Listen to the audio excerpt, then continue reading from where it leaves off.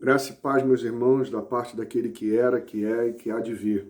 Gostaria de meditar um pouco na palavra de Deus nessa quarta-feira. Hoje é dia de culto e, infelizmente, nós não podemos nos congregarmos hoje enquanto família, nos abraçarmos, nos afetarmos fisicamente, mas a gente pode continuar com esse espírito aqui, já que essa é a circunstância em que nós nos encontramos. Tal como o apóstolo Paulo. O apóstolo Paulo se considerava um prisioneiro do Senhor, ou seja, ele só estava preso, ele só se encontrava naquela condição porque ele estava fazendo a obra do Senhor, ou seja, ele estava cada dia mais fazendo com que o amor e a graça de Deus que foram derramados no seu coração fosse estendido sobre as pessoas, de maneira que a sua prisão era uma prisão circunstancial para o bem das pessoas. Eu quero pegar esse princípio e meditarmos um pouco na palavra de Deus que se encontra em Gálatas, capítulo 4, a partir do verso 28. Vocês, irmãos, são filhos da promessa, como Isaque. Naquele tempo, o filho nascido de modo natural perseguiu o filho nascido segundo o Espírito. O mesmo acontece agora. Nós, irmãos, como diz a palavra de Deus, nós somos filhos da promessa. Deus nos prometeu a salvação. Deus nos prometeu a vida eterna. Deus nos prometeu partilhar conosco do seu Espírito, de maneira que hoje nós não temos mais medo da morte. Nós não somos mais regidos pelo pânico da morte. Nós somos regidos pelo amor.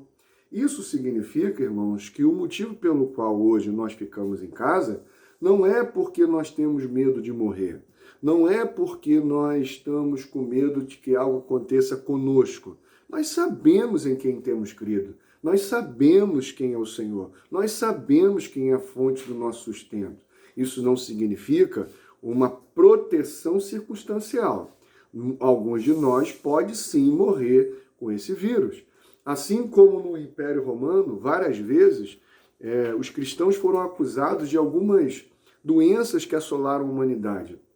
Por exemplo, no final do segundo século para o terceiro século, os cristãos foram acusados de jogar uma praga sobre o Império Romano e foram bastante perseguidos. No entanto, a mentalidade do Império só mudou quando eles viram que os cristãos também morriam dessa mesma doença, que hoje alguns vão dizer que era varíola, outros vão dizer que era sarampo, enfim, não importa. Mas o que eles perceberam?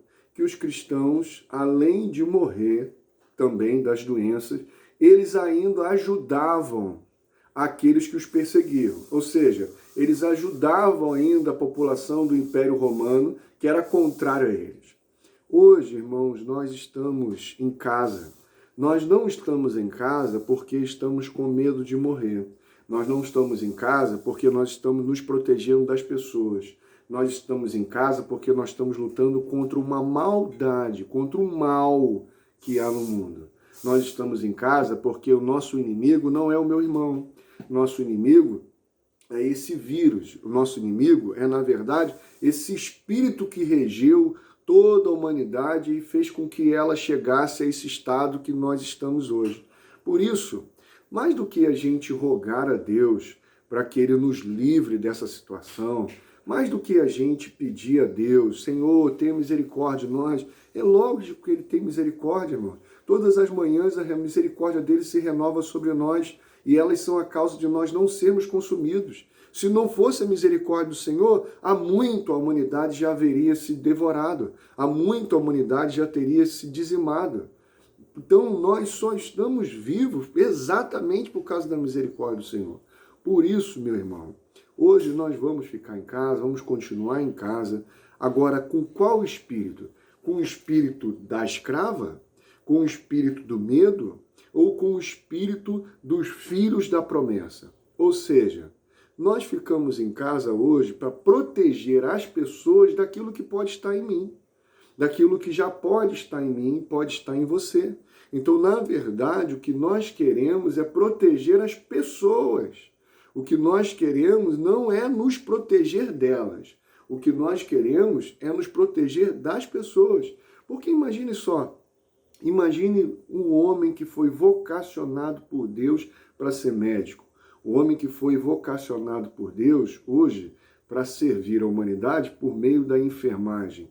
Os técnicos de enfermagem, os profissionais de saúde. Imaginem todos eles, se eles deixarem o pânico falar mais alto do que a sua vocação. O que será da sociedade? O que será da humanidade? Muitos médicos, muitos profissionais da saúde vão morrer, e vão morrer no exercício da sua profissão.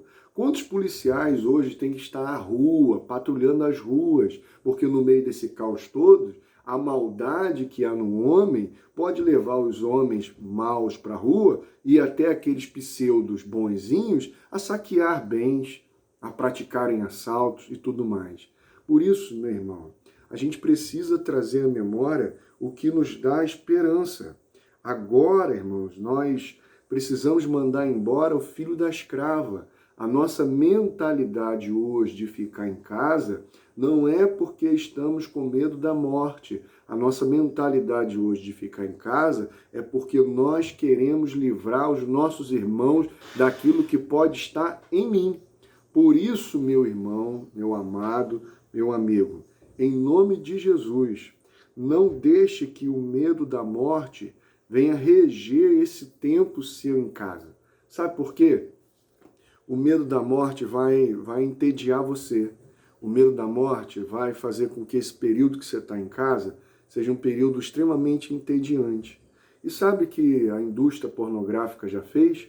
Já disponibilizou conteúdo quase que ilimitado para as pessoas acessarem pornografia nesse tempo. Muitos vão sair desse quadro agora, dessa quarentena, desse período dos 15 dias aí, na verdade, vão sair viciados em pornografia. Você imagina, meu irmão, quantas pessoas vão, com a mente viciada em pornografia, vão praticar inclusive pedofilia? Quantos abusos não vão acontecer? Você imagina as agressões domésticas que não terão de relacionamentos conjugais completamente conflitantes? Nosso país é um país extremamente violento em relação às mulheres. Inclusive, em muitos casos, 40% das mulheres que são agredidas são mulheres de cristãos, são esposas cristãs. Ou seja, você imagina esse tempo que as pessoas vão viver sem a direção de Deus. Imagina os pais totalmente atribulados porque não aprenderam o sentido de ser pai, acham que ser pai é suprir uma carência sua, e na hora que vem as crianças com as suas necessidades, com as suas implicações, acabam dando a babá eletrônica. Quantas crianças não vão sair viciadas de uma internet completamente sem limite, sem controle? Por isso, meu irmão, meu amigo, meu companheiro de jornada, em nome de Jesus, aproveite esse tempo para que você traga à memória da sua casa, da sua família, aquilo que dá esperança para a gente.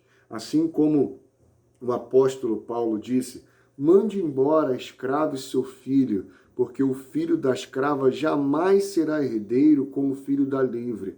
Portanto, irmãos, não somos filhos da escrava, mas somos filhos da livre. Use esse tempo para gozar da liberdade de um filho de Deus.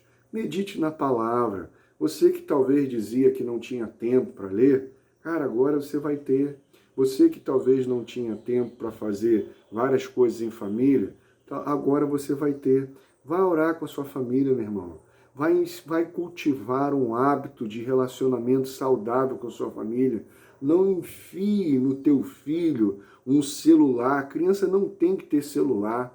Não enfie no seu filho uma internet, uma babá eletrônica. Se dê ao trabalho. O nosso pai é um pai trabalhador. Você é filho de um pai trabalhador. Se dê ao trabalho de sentar com o seu filho, te ensinar. E ao mesmo tempo, irmãos, dê o trabalho do seu filho passar por momentos entediantes. Faz parte de um processo saudável de crescimento o tédio. Toda pessoa que quer crescer e se desenvolver precisa passar por momentos de tédio e saber passar por esse momento de tédio. Portanto, meu irmão, minha palavra de hoje para essa quarta-feira é: o que vai ocupar a sua mente? Por que você vai se isolar hoje? Você vai se isolar como quem quer se proteger das pessoas, ou você vai se isolar como quem quer proteger as pessoas daquilo que pode estar em você? Você entende, meu querido? Então, portanto, meu irmão, fique em casa, não como quem é regido por um medo, mas como quem é regido por um espírito solidário. Sabe por quê? E se isso tudo se agravar? E se isso tudo piorar? E se as demandas sejam maiores do que a nossa capacidade de suprir isso tudo? E se, na verdade, meus amados irmãos, a humanidade precisar de pessoas voluntárias para acudir aqueles que estão morrendo? Quem será que vai? Nós somos os cristãos, nós somos os filhos de Deus. Portanto, se aquilo que pode matar o meu irmão está em mim, eu o privo da minha maldade. Mas se aquilo que está nele pode me matar, mas para que eu seja um meio de salvação para ele, nós estamos dispostos a morrer. Que Deus abençoe você, meu querido. Esse é o Espírito do Cristo, esse é o Espírito que regeu a humanidade feita em Cristo Jesus até hoje, e esse é o Espírito eterno.